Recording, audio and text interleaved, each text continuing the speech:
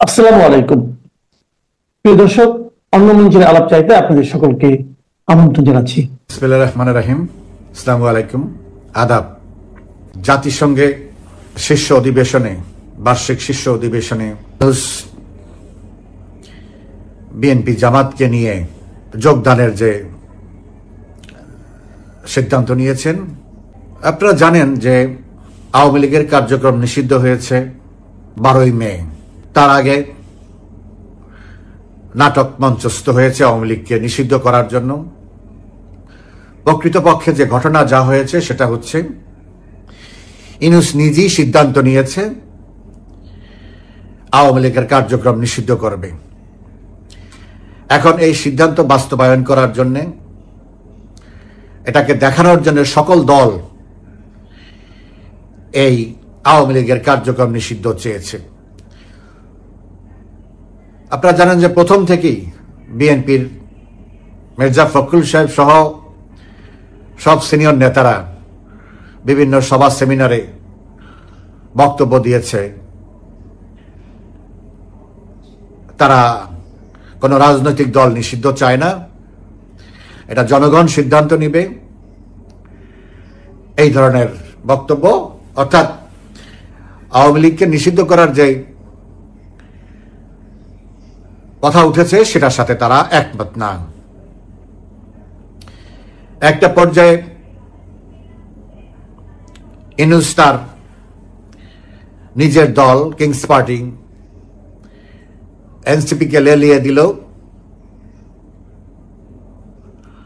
এই আন্দোলন করার জন্য, যমুনা ঘেরাও করার জন্য, আর বিভিন্ন সংস্থাকে বলে দিল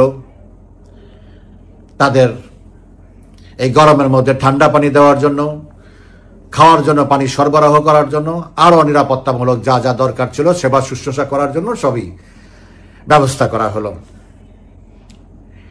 11ই মে যদি আমার ভুল না হয়ে থাকে, চট্টগ্রামের পোলো গ্রাউন্ডে মির্জা ফখরুল সাহেব তার বক্তব্যে স্পষ্ট বলেছেন যে আজকে আমরা এখানে সভা করতেছি, আজকে ঢাকায় সভা হচ্ছে, আজকে সারা বাংলাদেশ চাচ্ছে, সারা বাংলাদেশ 18 কোটি মানুষ বাংলা আওয়ামী লীগকে চায় না। তার পরপরই কয়েক ঘন্টা পরে ওই রাতেই পূর্ব নির্ধারিত ঘোষণা, সিদ্ধান্তের ঘোষণা যমুনার থেকে, ইউনূস সেন্টার থেকে বেরিয়ে এলো। তার পরের দিন এই মির্জা ফখরুল সাহেব, যারা এতদিন বলছে আমরা মানি না, আমরা চাই না রাজনৈতিক দল নিষিদ্ধ চাই না, ওই কথা বলল পোলো গ্রাউন্ডে। আবার স্থগিত করার পরের দিনই বা নিষিদ্ধ করার পরের দিনই বক্তব্য দিল আওয়ামী লীগ নিষিদ্ধের এই সিদ্ধান্তে তারা আনন্দিত। এই পুরনো গল্প বলার উদ্দেশ্য হচ্ছে, কয়েকদিন আগ থেকে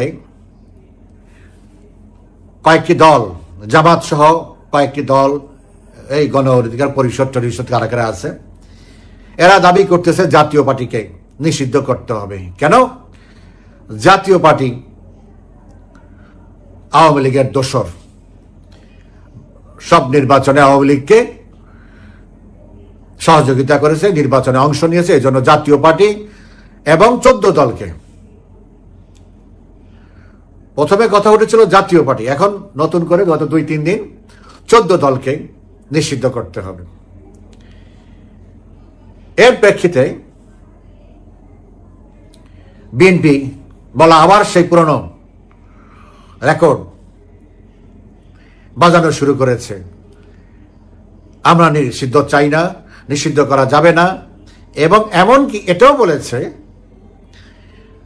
যে 2024-এর 7ই জানুয়ারি নির্বাচনে 40টি নিবন্ধিত দলের মধ্যে 28টি নিবন্ধিত দল নির্বাচনে অংশগ্রহণ করেছে। তাহলে তো 28 দলই নিষিদ্ধ করতে হয়। এভাবে নিষিদ্ধ করলে পরিস্থিতি ভয়াবহ হবে, এটার খুব খারাপ নজির হবে, ভবিষ্যতে এটার ফলাফল খারাপ হবে। এই হলো বিএনপি স্থায়ী কমিটির সদস্য সালাউদ্দিন আহমেদের বক্তব্য, মানে বিএনপির বক্তব্য। এখানে দুইটা জিনিস আছে। একটা জিনিস হচ্ছে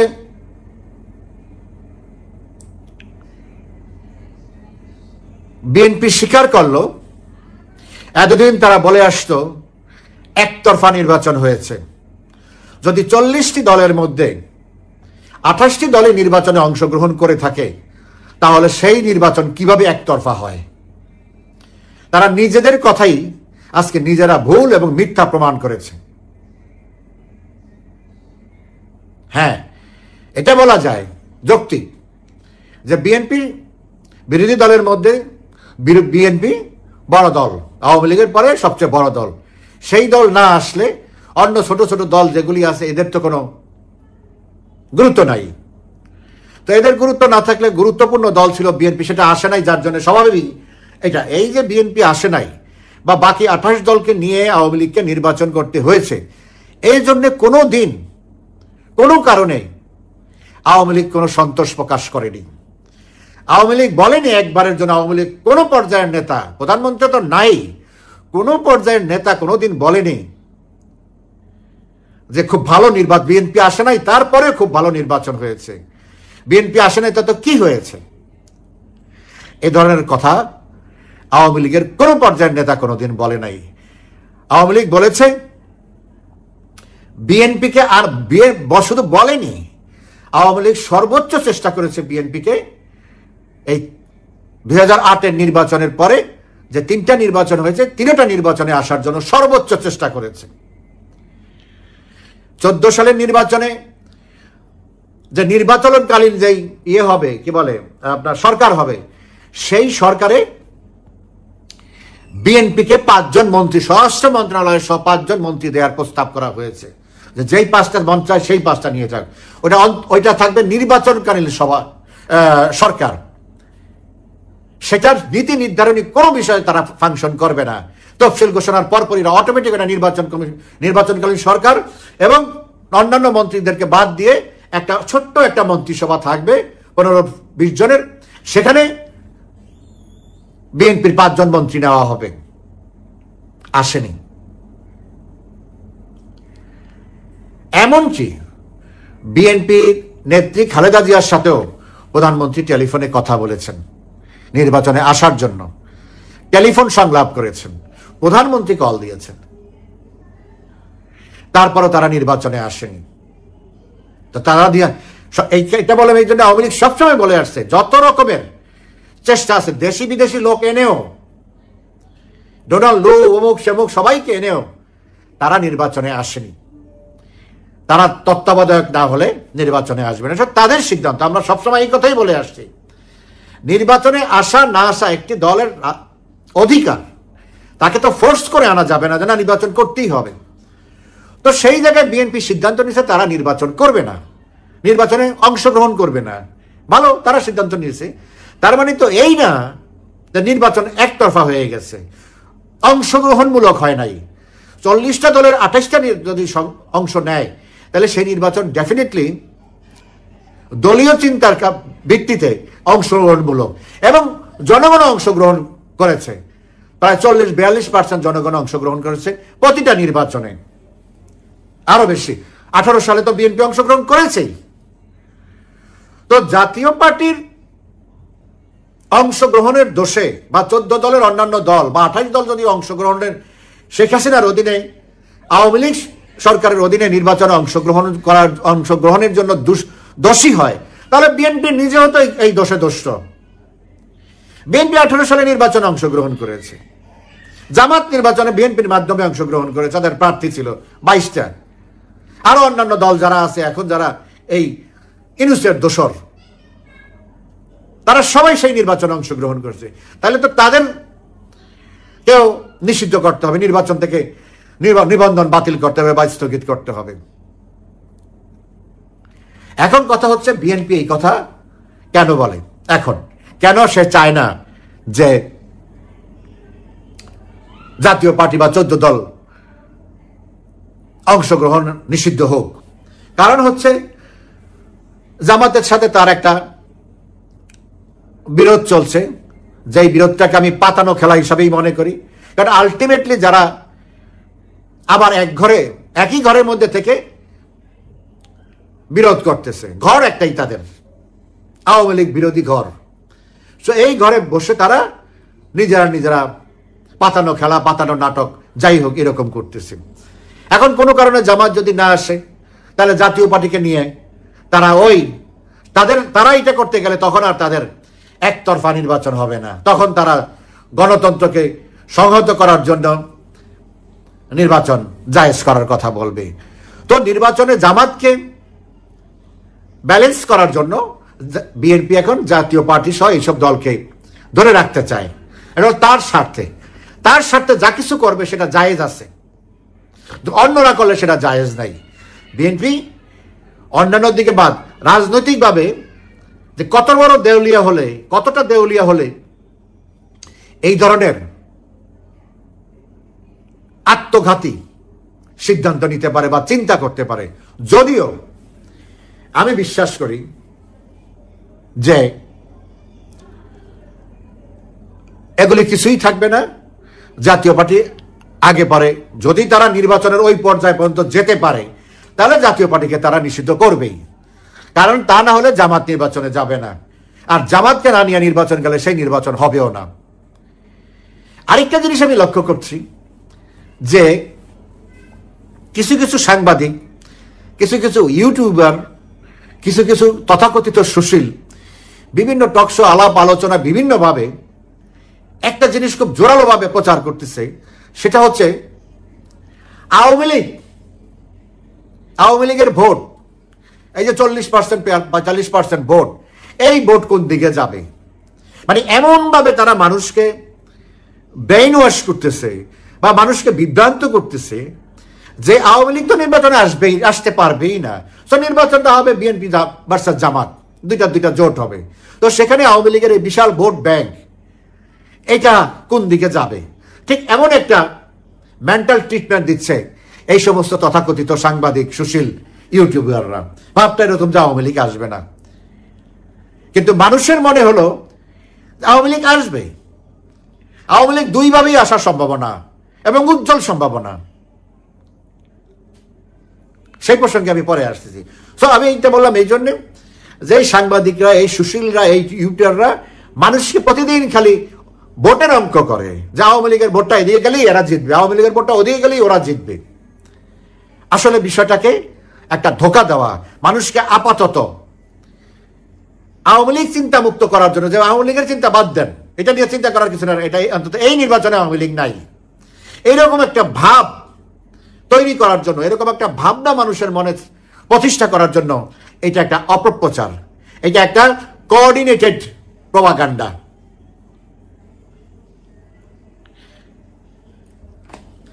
আপনারা জানেন হয়তো বা নাও জানতে পারেন, এটা সিদ্ধান্ত হয়েছে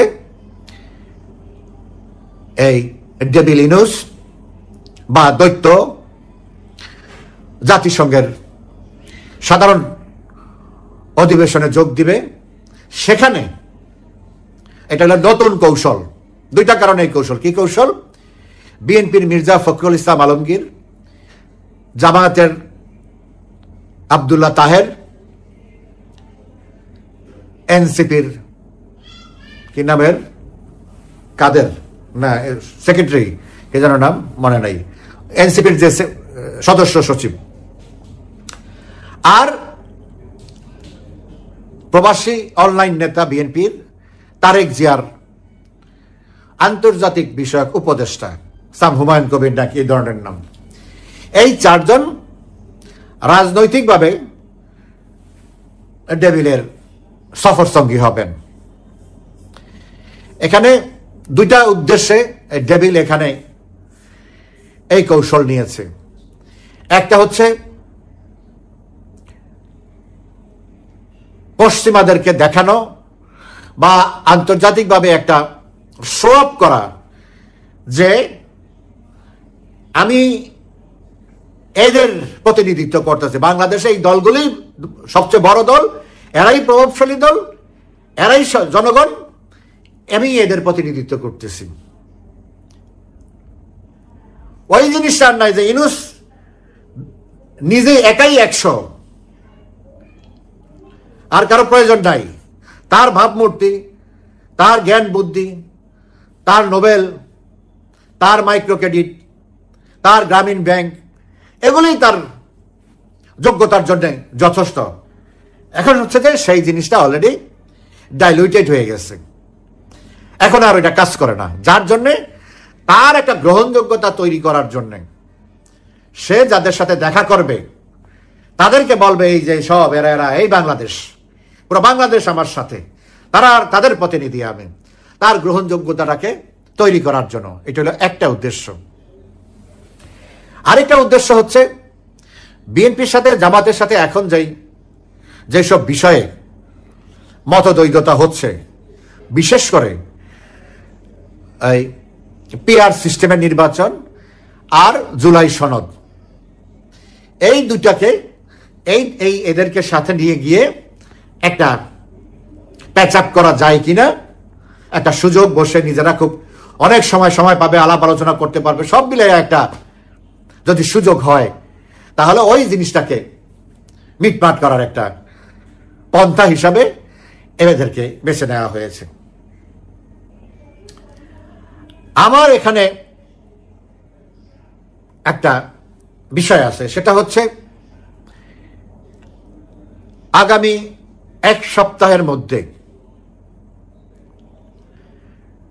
দেশের পরিস্থিতি এমন একটা পর্যায়ে নিয়ে যেতে হবে, আন্দোলন, সংগ্রাম, মিছিল, মিটিং এমন ভাবে উত্তপ্ত করতে হবে, হয় ইউনূস শঙ্কিত হয়ে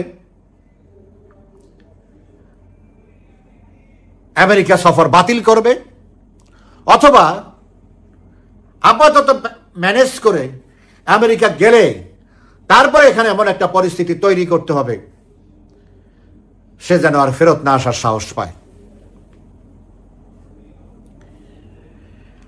পরিস্থিতি এমনও হতে পারে যে আমেরিকা তার স্বার্থকে প্রোটেক্ট করার জন্য জেনারেল ওয়াকারকে ব্যবহার করতে পারে, কারণ জেনারেল ওয়াকার তো স্ট্যান্ড বাই ফর আমেরিকা, যখন যা বলবে তাই শুনবে। 5 তারিখের পর থেকে, 5 তারিখ না তারও আগের থেকেই, অনেক আগের থেকেই সে সেটা প্রমাণ করেছে। অতএব এমনও হতে পারে ওয়াকারকে দিয়ে সে একটা মিলিটারি ইন্টারভেনশন করতে পারে। সো এটা নির্ভর করে পরিস্থিতির উপরে, পরিবেশের উপরে। কিন্তু